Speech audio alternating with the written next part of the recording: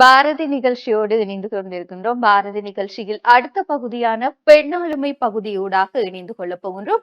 ஆளுமை நிறைந்த பல பெண்மணிகளினை அடையாளப்படுத்திக் கொண்டிருக்கும் ஒரு பகுதியாக இந்த பகுதியானது அமைந்துள்ளது. அதையும் தாண்டி அவர்கள் தங்களுடைய துறை சார்ந்து எப்படி இந்த இடத்திற்கு வளர்ந்திருக்கின்றார்கள் என்பது பற்றிய முற்றுமுழுதாக அவர்களுடைய நேர்காணலாகவே இந்த பகுதியானது அமைந்துள்ளது. ஒவ்வொரு வாரமும் ஒரு ஆளுமை நிறைந்த பெண்மணியினுடைய நேர்காணலினை உங்களுக்காக தருவது வழமையாக இருக்கின்றது. அதே போல இன்றைய தினமும் ஒரு ஆளுமை படித்த பெண்மணியுடைய நேர்காணல் தான் உங்களுக்காக தயாராக இருக்கின்றது. அந்த வகையில் இணைந்து கொள்ளலாம் பெண் ஆளுமை பகுதியோடாக.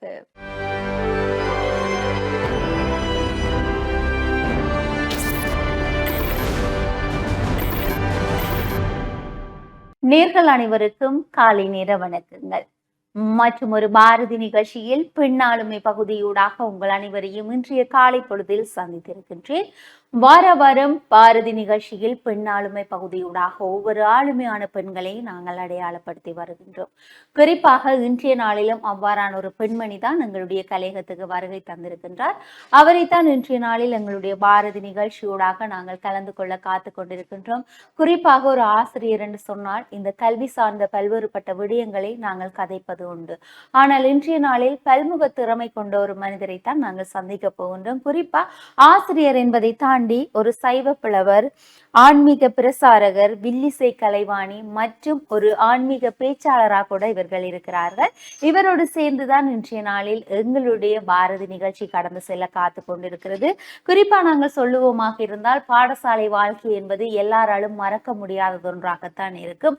ஆனால் இவ்வளவு காலம் கழித்தும் அந்த பாடசாலையோடு டிராவல் பண்றதுன்றது ஒரு சந்தோஷமான விடயம். அது ஆசிரியர்களுக்கு மட்டும்தான் கிடைக்கக்கூடியதாக ஒன்றாக இருக்கிறது. அவர்கள் கற்ற அந்த கல்வியை தொடர்ந்து மற்ற பிள்ளைகளுக்கு கற்றுக் கொடுப்பதுதான் வாழ்க்கையில் கிடைத்த பெரிய ஒரு பொக்கிஷம் என்று சொல்லலாம். எவ்வளவுதான் காலங்கள் கடந்தாலும், எவ்வளவுதான் நிகழ்வுகள் எங்களுடைய வாழ்க்கையில் நடந்தாலும் உங்களால் மறக்க முடியாத ஒரு இடத்தை சொல்லுங்கள் என்று சொன்னால் கட்டாயம் நாங்கள் பாடசாலை காலத்தை தான் நினைவூட்டுகின்றோம். ஏனென்று சொன்னால் பாடசாலை காலம் எங்களுக்கு கற்றுத்தந்தது எத்தனையோ விடயங்கள் என்று சொல்லலாம். பாடசாலைக்கு சென்று ஒழுக்கம் என்று சொன்னால் என்ன, கல்வி என்று சொன்னால் என்ன, ஒரு சரியான ஒரு கல்வியை நாங்கள் அறிந்து அந்த கல்வியின் மூலமாக எங்களுடைய அறிவை வளர்த்து எங்களுடைய வாழ்க்கை சரியான பாதையில் செல்கிறது என்று சொன்னால் கட்டாயம் நாங்கள் எங்களுடைய ஆசானுக்கு நன்றி தெரிவிக்க வேணும். அவ்வாறான ஒரு நபரோடு இன்றைய நாளிலும் நாங்கள் கதைக்க காத்து கொண்டிருக்கின்றோம். எங்களுடைய கலையகத்துக்கு வருகை தந்திருக்கிறார் சிவபிரியா ராஜ்குமார் அவர்கள் தான் எங்களுடைய நிகழ்ச்சியோடாக இன்றைய நாளில் கலந்து சிறப்பிக்க காத்து கொண்டிருக்கின்றார். அவரை இப்போது நாங்கள் நிகழ்ச்சியோடு இணைத்துக் கொள்ளலாம். வணக்கம் மிஸ். வணக்கம். வணக்கம். இன்றைய பாரதி நிகழ்ச்சியில் உங்களை சந்தித்திருப்பதில் மிக்க மகிழ்ச்சி, சந்தோஷம். இவ்வளவு தூரத்தில் இருந்து இவ்வளவு தூரம் வருகை தந்தமைக்காக பெரிய ஒரு நன்றிகளும் வாழ்த்துக்கள். எங்களை போன்ற ஒவ்வொரு வளர்ந்து வருகின்றவர்களை அறிமுகம் செய்கிற இந்த கலையகத்துக்கு நானும் முதற்கண் நன்றி சொல்றேன். சரி, சந்தோஷம். சரி, முதல்ல நான் உங்களை பற்றிய அறிமுகத்தை கூறியிருந்தேன். ஆனால் உங்களை பற்றிய அறிமுகம் உங்களுக்கு தான் நன்றாக தெரிந்திருக்கும். எனவே பார்த்து கொண்டிருப்பவர்கள் அநேகமான இந்த ஆன்மீகத்துல ஈடுபட்டவர்கள் எல்லாம் உங்களை நிறைய தொலைக்காட்சி வழியாக இருக்கலாம், கோயில்களாக இருக்கலாம், சில பேச்சாளர்கள் ஒரு பட்டிமன்ற நிகழ்ச்சிகளாக இருக்கலாம், இவ்வாறு பல மேடைகளில் உங்களை சந்தித்திருப்பார்கள். உங்களை பற்றி ஒரு சிறிய அறிமுகத்தை சொல்லுங்க. அன்புள்ளங்கள் அனைவருக்கும் கலையகத்தினருக்கும் என் சிறந்தாழ்ந்த வணக்கங்களையும் இறையாசியையும் வேண்டி இந்த நிகழ்விலே என்னை ஒரு பொருட்டாக கருதி அழைத்தமைக்கு முதற்கண் அவர்களுக்கு மீண்டும் நன்றி கூறி என்னை பற்றிய ஒரு அறிமுகத்தை நான் உங்களுக்கு தருகிறேன். நான் பிறந்த கிராமம் மிருசுவில் கிராமம். மன்னன்குறிச்சி முருகன் ஆலயத்துக்கு அருகாமையில் எங்களுடைய இல்லம் இருக்கிறது. எனது அப்பா ஐயாத்துரை, அம்மாவின் பெயர் சிவஞானவதி. இவர்களுக்கு நான் ஒரே ஒரு மகளாக பிறந்தேன். எனக்கு 5 அண்ணா, ஒரு தம்பி. இவர்களோடு நாங்கள் ஒரு நடுத்தர குடும்பத்தில் வாழ்ந்து வந்தோம். என்னுடைய ஒரு 9ஆம் ஆண்டு காலம் வரைக்கும், கல்வி கற்கின்ற காலம் வரைக்கும், 9ஆம் வகுப்பு வரைக்கும் மருதங்குளம் ஆத்தாக்கா பாடசாலை, எழுதுமட்டுவாள் ஆத்தாக்கா பாடசாலை என்று சொல்லுவார்கள், அந்த பாடசாலைக்கு நடந்து சென்று கல்வி கற்றுக்கொண்டு இருந்தோம். மீண்டும் இடப்பெயர்வு காரணமாக நாங்கள் வடமராட்சிக்கு இடம்பெயர்ந்து போய் அங்கிருக்கிற பாடசாலையில், அதாவது ஞானாசாரியா கல்லூரியில் மாலை நேர பாடசாலையை ஒரு வருடம் கற்றுக்கொண்டிருந்தோம்.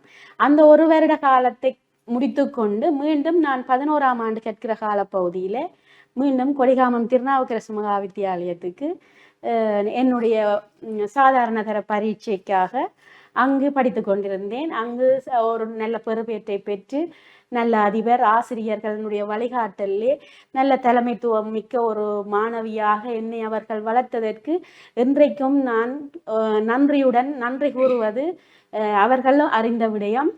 அவர்களை என்றும் நான் மறந்ததில்லை. அப்படிப்பட்ட ஒரு பாடசாலை, அதை என் வாழ்நாளில் மறக்க முடியாது. அப்படியே அங்கேயே உயர்தரத்தையும் கற்று அதிலையும் நிறைவான சித்தியை பெற்று பல்கலைக்கழக அனுமதிக்கு விண்ணப்பித்த போது என்னுடைய விண்ணப்பத்தை நான் சரியாக பூரணப்படுத்தாத காரணத்தினால பல்கலைக்கழக அனுமதி நிராகரிக்கப்பட்டு கல்வியற் கல்லூரிக்கு, யாழ்ப்பாணம் தேசிய கல்வியற் கல்லூரிக்கு அனுமதிக்கப்பட்டேன். அப்படி அனுமதிக்கப்பட்ட பொழுது எனக்கு மனதுக்கு ஒரு கவலையாகத்தான் இருந்தது. பல்கலைக்கழகத்துக்கு செல்ல வேண்டும் என்ற ஒரு ஆர்வத்தோடு படித்து கொண்டிருந்த நான், ஆனாலும் அந்த விண்ணப்பத்தில் ஏற்பட்ட சிறு தவறு காரணமாக கல்வியற் கல்லூரிக்கு சென்று விட்டேனே என்ற ஒரு கவலை இருந்தாலும், அங்கு சென்ற பின்னர் தான் என்னை இன்னும் வளம்படுத்துவதற்காக இறைவன் இங்கு அனுப்பியிருக்கிறானோ என்ற ஒரு உணர்வை ஏற்படுத்தும் வகையில் எங்களுடைய யாழ்ப்பாணம் தேசிய கல்வியற் கல்லூரி எனக்கு ஒரு ஆசிரியர் பயிற்சியை முழுமையாக தந்திருந்தது. அது எனக்கு பெரிய ஒரு வரப்பிரசாதமாகவே நான் கருதினேன். அங்கே இருந்து கொண்டு யாழ்ப்பாணம் கந்தர்மடம் சைவ பிரகாஷா, யாழ்ப்பாணம் மத்திய கல்லூரி போன்ற பாடசாலைகளுக்கு நான் பயிற்சி ஆசிரியராக குறிப்பிட்ட காலம் போயிருந்தேன். அதன் பின்னர் ஒரு வருட பயிற்சிக்காக யாழ்ப்பாணம் மீசாலை வீரசிங்கம் மத்திய கல்லூரிக்கு ஒரு வருட பயிற்சி ஆசிரியராக இருந்து என்னுடைய முதலாவது ஆசிரியர் நியமனம் 2010ஆம் ஆண்டு 10ஆம் மாதம் 6ஆம் தேதி, அதாவது ஆசிரியர் தினத்தில் அன்று அலரி மாளிகையில் வைத்து எங்களுடைய இளங்கோவன் சார் அவர்களுடைய கையினாலே பெற்றுக்கொண்டேன். அது எனக்கு ஒரு சந்தோஷமாக இருந்தது. ஆசிரியர்களுக்குரிய தினத்தில் எங்களுடைய பட்ஜில் இருந்த அவ்வளவு பேருமே நாங்கள் அந்த ஆசிரியர் நியமனத்தை பெற்றுக்கொண்டு முதற் பாடசாலை உண்மையிலே மகிழ்வோடு நான் கூறக்கூடியது. மிக நீண்ட கஷ்டங்களுக்கு மத்தியில் நாங்கள் போய் வந்தாலும் சந்தோஷத்தோடு கூறக்கூடிய விடயம் கச்சிலமடு ஆத்தாகா பாடசாலை. அந்த பாடசாலையில நியமனத்தை பெற்றுக்கொண்டு பின்னர் என்னுடைய திருமணமானது 2014ஆம் ஆண்டு நடைபெற்ற பிறகு என்னுடைய கணவர் பரமலிங்கம் ராஜ்குமார், அவர் இணுவில். அவரை திருமணம் 2014ஆம் ஆண்டு செய்த பிறகு நான் அயற்பாடசாலைக்கு இடமாற்றமாகி ஒட்டு சுற்றான் ஆறுமுகம் வித்தியாலயத்திலே அங்கு ஆரம்ப கல்வி ஆசிரியராக பணிபுரிந்தேன். அப்படி பணிபுரிந்து கொண்டு மீண்டும் இங்கு யாழ்ப்பாணத்துக்கு 2015 இறுதிக்கால பகுதியில் யாழ்ப்பாணம் இங்கு இனிவல் மத்திய கல்லூரியிலேயே கல்வி பயிற்றுவித்து ஏனைய பாடசாலை இன்றைக்கு நான் கோண்டாவில் சீதாக்கா பாடசாலையில் ஒரு ஆசிரியராக பணிபுரிந்து கொண்டிருக்கிறேன். அதை விட எனக்கு சிறு வயதிலே இருந்தே இந்த ஆன்மீகம் கலைகள் என்பது பாடசாலை காலத்திலே இருந்தே பெற்றோர்களாலேயும் பாடசாலையாலேயும் ஊட்டி வளர்க்கப்பட்ட ஒன்றாக, அது ரத்தத்திலேயே ஊர்ன ஒன்றாக வந்து கொண்டிருக்கிறது. சந்தோஷமான ஒரு விடயம். உங்களுடைய அறிமுகமே பெரிய ஒரு விடயமாக இருக்கு. என்னன்னு சொன்னால், உங்களுடைய சிறுவயது பள்ளி பருவத்திலிருந்து இப்போது வரைக்கும் நீங்கள் என்ன செய்து கொண்டிருக்கிறீர்கள் என்பதை முழு விபரமாக கூறியிருந்தீர்கள். ஆனால் இப்போது நீங்கள் யாழ் கோண்டாவில் சிசி தமிழ் கலைவன் பாடசாலையில கல்வி கற்றுக் கொடுக்கக்கூடிய ஒரு ஆசிரியராக இருப்பது பெரிய ஒரு விடயம். ஏன்னு சொன்னால், எவ்வளவு தான் பிரச்சனைகள் வந்தாலும், எவ்வளவு தூரம் நீங்கள் சென்றாலும் அந்த ஆசிரியர் பணியை விடவில்லை என்பதுதான் உண்மையான ஒரு விடயம். சரி, அதை சார்ந்த மிஸ் பாத்தீங்கன்னு சொன்னா, இந்த ஆசிரியர் பணி என்பது எல்லோரும் நினைப்பது போல சுலபம் இல்லை. நாங்கள் கற்றது ஒரு காலத்துல இருக்கும், ஆனால் இப்போது கற்பவர்களுடைய கல்வி கற்றல் என்பது வித்தியாசமாக இருக்கு. எல்லாரும் என்ன செய்கிறார்கள்னு சொன்னால், ஆசிரியர் என்றால் சொன்னால் என்ன, காலையில் போய் படிப்பித்து விட்டு 2:30க்கு வீட்டுக்கு சென்று விட்டு தங்களுடைய வேலைகளை செய்கிறார்கள் என்று சொல்லலாம். ஆனால் அந்த ஆசிரியர் என்ற ஒரு இடத்தில் இருப்பவர்களுக்கு தான் அந்த வழி என்று சொன்னால் என்ன என்பது தெரிந்திருக்கு. எனவே இவ்வளவு காலம் நீங்கள் ஒரு ஆசிரியராக இருக்கிறீங்க. உங்களுடைய ஆசிரியர் பயணம் எப்படி இருக்குது? என்னுடைய ஆசிரியர் பயணம் 14 ஆண்டுகள் கடந்து சென்று கொண்டிருக்கிறது. இந்த 14 ஆண்டுகள்லையும் உண்மையில நான் மகிழ்ச்சியோட சொல்லக்கூடிய காலம் என்றால், அதாவது எல்லாரும் வன்னி பிரதேசம் என்று சொன்னா ஒரு தரக்குறைவாக அப்படி பார்ப்பார்கள். என்னை பொறுத்த வரைக்கும் என்னுடைய அனுபவத்தில் மகிழ்ச்சியாக நான் ஆசிரியர் பணியை செய்த இடம் என்றால் அது வன்னி மாவட்டம் தான். ஏனென்று சொன்னால் அங்கிருக்கிற அதிபராகட்டும், ஆசிரியர்களாகட்டும், பெற்றோராகட்டும், பிள்ளைகளாகட்டும் எங்களை நம்பியே முழுக்க முழுக்க இருப்பார்கள். எங்களுக்குரிய மரியாதையை கொடுப்பதிலையும், எங்களை அங்கீகரிக்கிறதிலையும், எங்களுக்குரிய முக்கியத்துவத்தை உணர்ந்தவர்களாக அந்த கல்வியை தேடி வருவார்கள். அப்பொழுது எங்களை அறியாமலே ஒரு ஆர்வம் வரும். நாங்கள் அவர்களுக்கு வேண்டிய கல்வியை அர்ப்பணிப்போட செய்யணும் என்ற ஒரு பெற்றோர் எல்லாம் என்னுடைய அனுபவத்திலே உண்மையில இன்றைக்கும் நான் அவர்களை சந்தோஷமாக நினைச்சு பார்ப்பது இன்று வரைக்கும் கதைப்பார்கள், வருவார்கள் நன்மதிமைக்கெல்லாம். அப்படி இருக்கிறது காரணம் என்னென்று சொன்னால் அவர்களுக்கு அந்த நாங்கள் 2010ஆம் ஆண்டு மீள்குடியேற்றம் நடந்து கொண்டிருந்த காலம். அங்கே அந்த நேரம் நாங்கள் அங்கே கல்வி போட்ட சென்ற பொழுது அவர்களுக்கு எந்த வசதிகளும் இல்லை. அவர்கள் முழுக்க முழுக்க ஆசிரியர்களையே நம்பி இருந்தார்கள். பெற்றோரும் பிள்ளைகளும் மிக நீண்ட தூரத்தில் இருந்தெல்லாம் நடந்து மலையில நினைஞ்செல்லாம் வருவார்கள். அப்படிப்பட்ட பிள்ளைகள் எங்கள பிள்ளைகள் போல நாங்கள் அவர்களை அரவணைத்தமை அவர்களுக்கு மிக்க சந்தோஷம். தங்கள வீட்டில இருந்து உணவுகள் கூட கொண்டு வந்து தந்து சொல்லுவார்கள், மாலை வேளை வரைக்கும் தங்களுடைய பிள்ளைக்கு பாடம் சொல்லி கொடுங்கள். எனக்கு அதுல மிக்க சந்தோஷமாக இருந்த விஷயம், முதல் என்னுடைய ஆசிரியர் பணியில நீண்ட காலம் அந்த பாடசாலையில புலமை பெருசில்ல சித்தி பெறாம சித்தி வீதத்தை எட்ட முடியாம இருந்த அந்த பாடசாலையில மீள்குடியேற்றத்தின் பின் முதல் ஒரு ஆரம்ப கல்வி ஆசிரியராக வலய மட்டத்தில முல்லைத்தீவு மாவட்டத்தில் எங்களோட துணுக்காய் வலயத்தில் வலய மட்டத்தில் ஒரு முதல்நிலை மாணவனை உருவாக்கினேன் என்ற ஒரு ஆத்ம திருப்தி எனக்கு அங்கே ஏற்பட்டது. அந்த பிள்ளைகள் என்னை ஒரு தாயாக சகோதரியாக பார்க்கிற பொழுது எங்களை அறியாமல் ஒரு ஜீவகாருண்யம் அவர்களுக்காக செய்ய வேண்டும் என்ற அந்த அதே போல எங்களுடைய யாழ்ப்பாணத்து பிள்ளைகளும் அன்புக்கு குறைந்தவர்கள் என்று நான் சொல்லவில்லை. அதே நேரம் காரணம் என்னென்று சொன்னால் இவர்களுக்கு இருக்கிற வசதி காரணமாக எங்களுடைய ஆசிரியர் கற்பிக்காவிட்டாலும் நான் தனியார் கல்வி நிலையங்கள்ல கற்பேன் என்ற ஒரு மனத்துணிவை பெற்றோர் ஊட்டி வளர்த்து வச்சிருக்கிறார்களா அல்ல பிள்ளை வளர்த்து வச்சிருக்குதான்றது எங்களுக்கு இனங்காண தெரியாம இருக்கு. ஆனா அப்படி ஒரு மனோபாவத்தால் இன்றைக்கு இருக்கிற சூழ்நிலையில எங்கட யாழ்ப்பாணத்து ஆசிரியர்கள் எதிர்நோக்குற முக்கியமான பிரச்சனை அதுவாகத்தான் இருக்குது. என்னன்னு சொன்னா ஆசிரியர்களை ஒரு பொருட்டா கருதுற தன்மை குறைந்து கொண்டு போகுது. ஆனா பின்தங்கிய பாடசாலைகள்ல பிள்ளைகள் ஆசிரியர்களை மதிக்கிறார்கள். விளக்கம், அதாவது ஒரு பாடசாலையில எவ்வளவு சிரமம் இருக்கும், நிர்வாகத்தில மாணவர்களுக்கு கற்பித்தல் எவ்வளவு சிரமம் இருக்கும்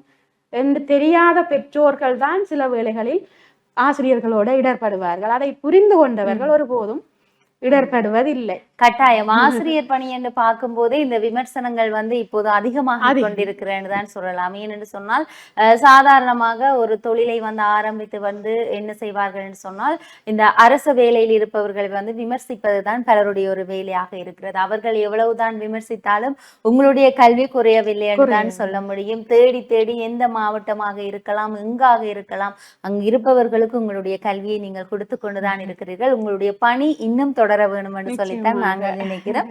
சரி மிஸ், ஒரு ஆசிரியர் என்று சொல்லி பார்க்க ஒரு பிள்ளைகளை சமாளிக்க வேணும், அதுல வரக்கூடிய சவால்களை சந்திக்க வேணும் அப்படின்னு சொல்லி நிறைய பிரச்சனைகள் இருக்கு.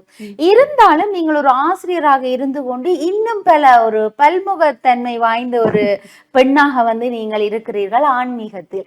ஏன் உங்களுக்கு ஆன்மீகத்தில் இவ்வாறு ஒரு ஈடுபாடு? ஆன்மீகத்துல ஈடுபாடு வந்ததுக்கு முதற் காரணம் நான் என்னுடைய குடும்பத்தை தான் சொல்லுவேன். ஏனென்று சொன்னால் சிறு வயதில் நான் முதற்காலம் பிறக்கமே எங்களுக்கு வழிகாட்டியாக எங்களுடைய ஊர்ல எங்களுடைய குருநாதர் என்று சொல்லக்கூடிய இன்றைக்கு அவர் சமாதியாகி 25 வருடங்களை கடந்து விட்டத சமாதி கோயில் எங்களுடைய முருகன் கோயில் ஈசான மூலையில தான் இருக்குது. அந்த இடத்துல குருநாதர் அவர்கள் நான் பிறக்க முன்னரே 80ஆம் ஆண்டுகள்ல அங்க வந்திருந்தவர். அவருடைய வழிகாட்டுதலை எங்களுடைய பூர்வ புண்ணிய காரணமாகவோ என்னவோ எங்களுடைய தாய் தந்தையர் அவரை பின்பற்றி வாழ்ந்தது கூட, அவருடைய அறிவுரைகளை கேட்டது கூட. அதை விட அம்மாவும் அப்பாவும் நீண்ட காலம் பெண் பிள்ளை இல்லை என்று சொல்லி முருகனிடத்துல நிறைய விரதங்கள் இருந்து பிரார்த்தனைகள் செய்து தங்களுக்கு பெண் குழந்தை வேணும் என்று சொல்லி அம்மா எல்லாம் தன்னை சிறு வயதிலே தன்னுடைய பெற்றோர் வீட்டு சுமை காரணமாக தன்னை படிக்க அனுமதிக்க இல்லை, அப்படியே படிப்பிக்காம தன்னை வச்சிருந்து விட்டார்களே என்று சொல்லி அடிக்கடி வேதனைப்படுவார். அந்த வேதனையாலே அவ சொல்லுவா, தான் முருகனிட்ட கும்பிடேக்க சொல்லுவாவாம், எனக்கு ஒன்றும் தேவையில்லை, நல்ல அறிவுள்ள உன்னை பாடி பெறக்கூடிய பிள்ளையா எனக்கு ஒரு பெண் பிள்ளை வேணும் என்று சொல்லி தான் கும்பிட்டதாக கூறுவா, கவலையோட கூறுவா. அதற்கு பிறகு அம்மா கிட்டத்தட்ட கந்த சஷ்டி விரதத்தை ஒரு 16 ஆண்டுகள் பிடிக்கிற பொழுதெல்லாம் ஆண் குழந்தையாகவே பிறந்து கொண்டிருந்தது. 16வது வருஷத்துக்கு பிறகுதான் அந்த விரதம் பிடிச்சு கொண்டிருக்கிற பொழுது நான் தனக்கு கருவில உருவாயினன் என்று சொல்லுவா. அப்ப தனக்கு முருகன் அந்த குழந்தை என்று சொல்லி அவ என்னுடைய ஒவ்வொரு ஜன்ம தினத்துக்கும் முருகனுக்கு அபிஷேகங்கள் இதுகள் எல்லாம் செய்வா. வெளியில இருக்கிறார்களுக்கு என்னத்துக்காக அதை செய்யறன்றது தெரியாது. அவ நினைப்பினம் பிறந்த நாளுக்காக இதை செய்யணும் என்றுதான் நினைப்பினம். ஆனா உண்மையான காரணம் அது அல்ல. அம்மா என்ன கடவுளுக்கு நேர்த்தி வச்சு பிறந்ததால குழந்தைக்கு ஏதாவது ஆபத்து வந்துடக்கூடாது என்றதை தான் காரணமாக கொண்டு நான் அம்மாக்கு அம்மா அப்படி கவலைப்படுற பொழுது நான் சொல்லி இருக்கிறேன், அம்மா தந்த இறைவன் எவ்வளவு காலம் இந்த பூமியில இருக்க வேண்டும் என்றதை நிச்சயிச்சிருப்பார் தானே. அப்ப அதை பற்றி நீங்க வருத்த கொள்ளக்கூடாது. இருக்கும் வரையும் அவர் நல்ல பணியை செய்ய வச்சா போதும். நல்ல ஒரு விடயம். ஏன்னு சொன்னால் உங்களுடைய தாய் நீங்கள் பிறக்க முதலே ஆன்மீகத்தோடு அவ்வளவுத்துக்கு பின்னி பிணைந்து இருக்கின்றார் என்றுதான் சொல்ல முடியும். பிறக்கின்ற பெண் குழந்தையாக இருந்தால் அது ஒரு ஆன்மீகத்துக்கே அர்ப்பணிப்பேன் என்ற ஒரு ரீதியில நீங்கள் பிறந்திருக்கிறீர்கள். அவர் எதிர்பார்த்ததை தாண்டி உங்களுடைய ஆன்மீகம் இப்ப வரைக்கும் இவ்வளவு வளர்ச்சி காண்கிறது என்பது ஒரு சந்தோஷமான ஒரு விடயம். ஏனென்று சொன்னால் இப்போது இருக்கக்கூடிய எங்களுடைய சமூகத்தையோ சரி எங்களுடைய பிள்ளைகளையோ நாங்கள் எடுத்தால் ஆன்மீகத்தில் ஈடுபாடு இருக்கின்றதான்னு சொன்னால் கட்டாயம் கேள்விக்குறியான ஒரு விடயம் தான். சரி, ஏன் இந்த இப்போது இருக்கக்கூடிய பிள்ளைகள் இந்த ஆன்மீகத்தில் ஈடுபாடு என்பது மிக குறைவடைந்து கொண்டு போகிறது? இந்த கேள்வியே அடிக்கடி நான் எங்களுடைய கனடா ஆன்மீகத்தின் நிலையெடுக்க பேசுகின்ற பொழுது கேட்பார்கள்.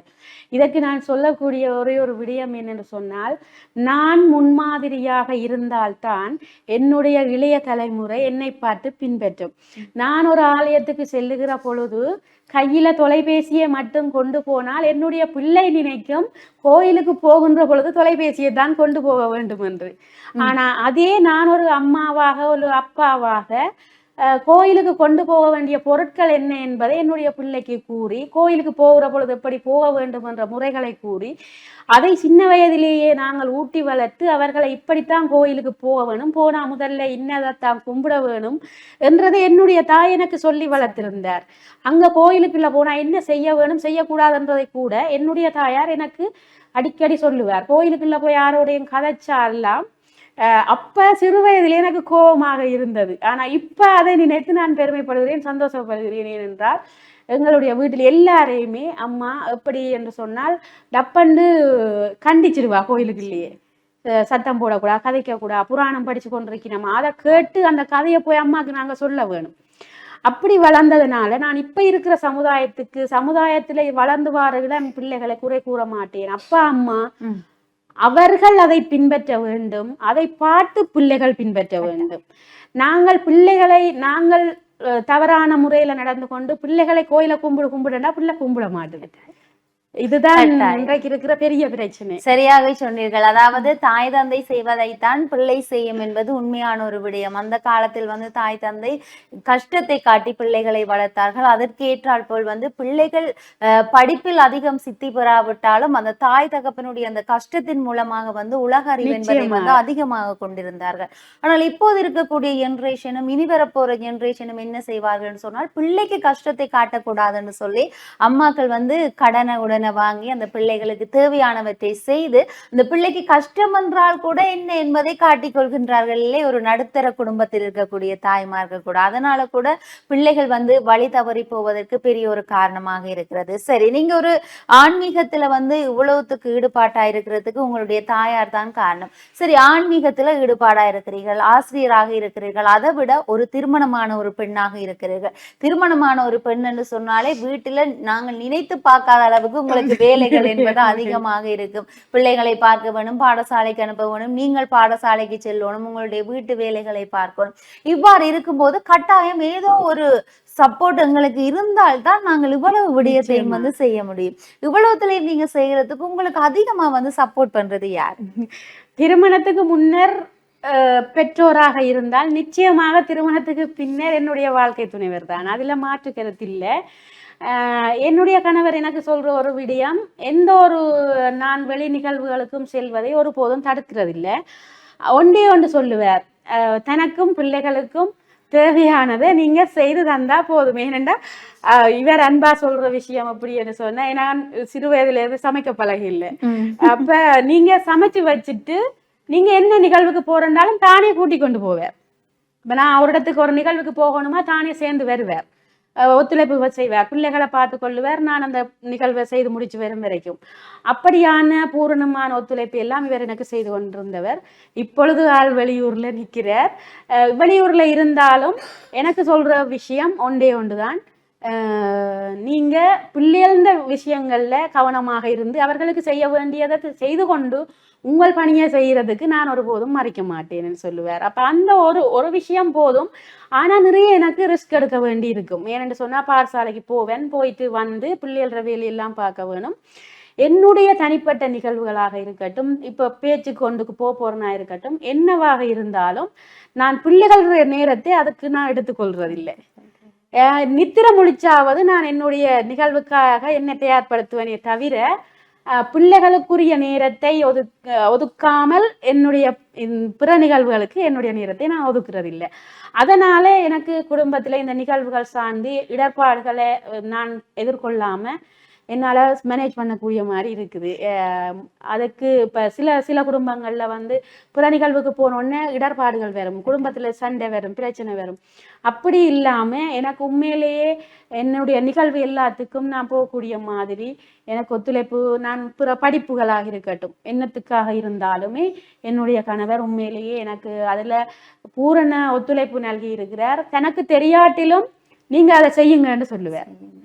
உங்களுக்கு இருக்கிற ஆளுமையை நீங்க வெளியில கொண்டு வர வேணும், நீங்க செய்ய வேணும், உங்களுடைய ஆற்றல் வெளியில இதண்டோடும், அதுக்கு தடையா நான் ஒரு காலம் இருக்க மாட்டேன்னு சொல்லுவேன். அது ஒன்று போதும். நான் நித்திர முழிச்சாவது என்னுடைய கடமைகளை நான் சரியாக செய்யறதுக்கு அந்த ஒன்று வார்த்தை போதும். கட்டாயமாக நாங்கள் இரண்டாவதாக நம்பி எங்களுடைய வாழ்க்கையை ஒப்படைப்பது கணவர் தான். அந்த கணவர் நாங்கள் நினைப்பதை போல அமைந்து விட்டால் வாழ்க்கையில் பெண் ஆளுமை என்பது உச்சம் தொடும் என்பது உண்மையான ஒரு விடயம். சரி, இதை தாண்டி வந்து பாத்தீங்கன்னு சொன்னா இவ்வளவுத்தையும் தாண்டி நீங்கள் ஒரு பேச்சாளரா வந்து இருக்கிறீர்கள். நிறைய பட்டிமன்றமாக இருக்கலாம், நிறைய மேடை பேச்சுக்களாக இருக்கலாம், அவ்வாறான ஒரு விடயத்திலும் உங்களுடைய நேரத்தை வந்து செலவழித்துக் கொண்டிருக்கிறீர்கள். சரி, ஆன்மீகம் என்று சொன்னால் கோயில் செல்ல வேண்டும், கோயில் சம்பந்தப்பட்ட விடயத்தை மட்டும்தான் நாங்கள் மேற்கொள்ள வேணும். இதில் தனித்துவமாக தெரிகிறது உங்களுடைய பேச்சாற்றல். ஏன் பேச்சாற்றல் செய்யணும்னு சொல்லி நீங்கள் நினைத்தீர்கள்? சிறு வயதில இருந்தே எங்களுடைய பாடசாலையில சின்ன பிள்ளையா படிக்கிற காலத்தில இருந்தே பேச்சு போட்டிகளுக்கு எல்லாத்துக்கும் போவேன். அதுல கூட நான் விரும்பி, எனக்கு தெரியும் ஏதாவது ஒரு தலைப்பு சம்பந்தமான அதுக்குள்ள ஏதாவது ஒரு ஆன்மீகம் பொதிந்திருக்கக்கூடிய விடய தலைப்பைத்தான் எடுத்து பேசக்கூடிய மாதிரி பேசுவேன். அப்போ அதனால வந்து எனக்கு சிறு வயதிலே இருந்தே முருகன் தான் எங்களுடைய குலதெய்வமாக இருந்தது. அந்த முருகனையே நெடுக பிரார்த்தனை செய்து அவர்கிட்ட போய் எல்லாரும் கேட்பார்கள். நான் ஒவ்வொரு பரீட்சைகள்லையும் பாஸ் பண்ணி வருகின்ற பொழுது, ஒவ்வொரு படிகளையும் தாண்டி வருகிற போது எல்லாரும் கேட்பார்கள், இறைவன்கிட்ட என்ன கேட்டு கும்பிடுறா என்று. நான் சொல்றது ஒன்றையும் கேட்க இல்லை. நான் போய் அவர்கிட்ட சொல்றது ஒரே ஒரு விண்ணப்பம், அவர்கிட்ட வாசல்ல, எனக்கு எதுவும் தெரியாதப்பா, என்ன படைச்சது நீ, எனக்கு என்ன இந்த நேரத்துல தேவைன்றதுக்கு எனக்கு முன்னுக்கு போய் நீ செய்ய வேண்டியது நீ, அவ்வளவுதான். எனக்கு இப்ப என்ன தேவையோ அதை நீ செய், அவ்வளவு போதும். எனக்கு அது வேணும் இது வேணும்னு இதுவரைக்கும் நான் என்னுடைய குலதெய்வத்திட்டையோ அல்ல குருநாதர்கிட்டையோ நான் பிரார்த்தனை செய்ததில்லை. எவ்வளவு கவலைகள் வந்தாலும் எவ்வளவு சந்தோஷங்கள் வந்தாலும் சரி, என்னுடைய பிரார்த்தனை ஒன்று மட்டும்தான், எனக்கு இந்த நேரத்தில் என்ன தேவை என்று நினைக்கிறாயோ அதை செய். அப்படி பயணிச்சு கொண்டு போறதால இந்த ஆன்மீக பேச்சுல வந்து எனக்கு ஒரு ஆர்வம். எப்படி என்று சொன்னா, அந்த சின்ன வயசுலேயே புராண கதைகளை கேட்டு கேட்டு கேட்டு கேட்டு வளர்ந்ததுனால அதை மற்றவர்களுக்கு நாங்கள் எடுத்து சொல்ல வேணும், தெரியாதவர்களுக்கு சொல்ல வேணும், அவர்களை அதை பின்பற்ற செய்ய வேணும். 10 பேருக்கு சொல்லி ஒரு 2 பேர் கேட்டு அதை பின்பற்றினாலாவது பெரிய விஷயம் என்று நான் என்னளவில் யோசிக்கிறேன். ஏனென்றா 10 பேரும் அதை மாறணும் என்று நாங்கள் நினைக்கலாது இந்த காலத்துல. ஏனென்று சொன்னா இப்ப உலகமயமாக்கலால மக்கள் பிள்ளைகள் எல்லாருமே வந்து அதுக்குத்தான் திசைமுகப்பட்டு போயிருக்கிறார்கள். அப்ப ஆன்மீகம்ன்றதை நாங்க போய் பேசினா ஒருவேளை சில சமுதாயத்துல எங்களை பைத்தியம் என்று கூட கேட்கக்கூடிய அளவு சமுதாயத்துல சில மக்கள் மட்டத்துல இருக்கிறார்கள். அப்ப அப்படிப்பட்ட இடத்துல 2 பேராவது அந்த பாதைக்கு வந்தால் அது பெரிய விஷயம். கட்டாயம் நல்ல ஒரு விடயம். என்னதான் காலங்கள் சென்றாலும் உங்களுடைய இந்த ஆன்மீகம், உங்களுடைய தனிப்பட்ட இந்த திறமைகள் எல்லாமே வந்து வெளிப்பட்டு கொண்டிருப்பது சந்தோஷத்தை தரக்கூடியது ஒன்றாக இருக்கிறது. எனவே வந்து இறுதியா அவங்கள்ட்ட ஒரு கேள்வி, இந்த சாதிக்க துடிக்கக்கூடிய பெண்களுக்கு நீங்கள் சொல்லும் கருத்து என்ன? நிச்சயமாக இந்த இளைய தலைமுறை பிள்ளைகள் வந்து தங்களை ஏதோ ஒரு வகையில பிரபலப்படுத்தி இந்த சமுதாயத்துக்கு தெரியப்படுத்த வேண்டும். என்னுடைய ஆளுமையை இந்த சமுதாயத்துல வெளிக்கொணர்ந்து நான் ஒரு நிலை பெற்று நிற்க வேண்டும் என்று எண்ணம் கொண்டுள்ள ஒவ்வொரு பெண் பிள்ளைகளும் நான் சொல்லக்கூடியது, ஒரு சகோதரியாக, ஒரு அம்மாவாக, ஒரு அக்காவாக நான் சொல்லக்கூடிய நல்ல விடயம் என்னவென்று சொன்னால், உங்களுக்குள்ள இருக்கிற ஆளுமையை நீங்களே மழுங்கெடுக்காதீர்கள். உங்களுடைய விருப்பத்தை உங்களுடைய கணவராகட்டும் உங்களுடைய பெற்றோராகட்டும் சொல்லுங்கள். நான் இந்த துறையில் எனக்கு ஆர்வம் இருக்கிறது, நான் அதை செய்ய போகிறேன் என்றதை மனம் திறந்து பேசுங்கள். பேசுகின்ற பொழுது நிச்சயமாக அவர்கள் அதற்கு ஒரு வாய்ப்பு சந்தர்ப்பத்தை தருவார்கள். நிறைய சவால்களை சமுதாயத்தில் எதிர்கொள்ள வேண்டி வரும். நாங்கள் ஒரு நிகழ்வுக்கு போகிற பொழுது எங்களை அங்கீகரிக்கிற ஒரு சமுதாயம் இருக்கும், விமர்சனம் செய்கிற ஒரு சமுதாயம் இருக்கும். அந்த விமர்சனங்களை எல்லாம் நீங்கள் கருத்திலே வேண்டாமல் நல்லவர்கள் கூறுகின்ற நல்ல வார்த்தைகள், நல்ல உங்களை ஊக்கப்படுத்துகின்ற வாக்கியங்களை கேட்டு நீங்க முன்னேறுகின்ற பாதையை மட்டுமே இலக்காக கொண்டு பயணித்து கொண்டு போனீர்களே ஆனால் உங்களை ஒரு புறம் சொல்கின்றவர்களை அப்படியே அந்த காத்திலே வீசி வந்த தூசு போல தட்டி போட்டு செல்லுவீர்களே ஆனால் நிச்சயமாக அந்த இளம் சந்ததியினர் தங்களுடைய வாழ்க்கையில் நிலைபெறான ஒரு சாதனையை நிலைநிறுத்த முடியும். அதற்கு தொடர்ந்து முயற்சி செய்ய வேண்டும், இரவு பகல் பாராம முயற்சி செய்ய வேண்டும். அப்படி முயற்சி செய்தால்தான் எங்களுடைய சாதனையை நாங்கள் நிலைநாட்ட முடியும் என்பதில் மாற்று கருத்தில்லை. ஆகவே இந்த எங்களுடைய பெண் சமுதாயம் நிச்சயமாக நல்லதொரு நிலைக்கு வருவதற்கு தங்களாலான பரிபூர்ணமான முயற்சியை முதல் செய்ய வேண்டும். அதை தங்களுடைய குடும்பத்துக்கு எடுத்து கூறி நன்னிலைக்கு வர வேண்டும் என்பது என்னுடைய கருத்தாக இருக்கிறது. சந்தோஷம். நல்ல ஒரு விடயத்தை வந்து நீங்கள் இறுதியாக வந்து முன்வைத்துள்ளீர்கள். சாதிப்பதற்கு வயது தடையில்லை என்று தான் நாங்கள் சொல்லலாம். யாராக இருந்தாலும் உங்களுடைய ஆளுமையை வந்து வெளிப்படுத்துவங்கள். யாரையும் பார்த்து பயப்படாதீர்கள். உங்களுடைய ஆளுமையை மழுங்கடிக்காமல் உலகறிய செய்து பெண்ணியத்தை வந்து நீங்கள் போற்றும் முகமாக உங்களுடைய பெண்ணியம் வளர வேண்டும் என்பதை கூறிக்கொண்டு இன்றைய நாளிலும் பாரதி நிகழ்ச்சியூடாக இணைந்து கொண்டு இவ்வளவு நேரமாக பல்வேறுபட்ட கருத்துக்களை வந்து எங்களோடு பரிமாறிக்கொண்டிருந்த சிவபிரியா ராஜ்குமார் மிஸ் அவர்களுக்கு நன்றிகளையும் வாழ்த்துக்களையும் கூறிக்கொண்டு இதே போல் அடுத்த வாரம் இன்னொரு பாரதி நிகழ்ச்சியூடாக உங்கள் அனைவரையும் சந்திக்கும் வரையில் உங்களிடத்திலிருந்து விடைபெற்று செல்லும் நான் ஈஸ்வரன் சுரேகா. நன்றி, வணக்கம்.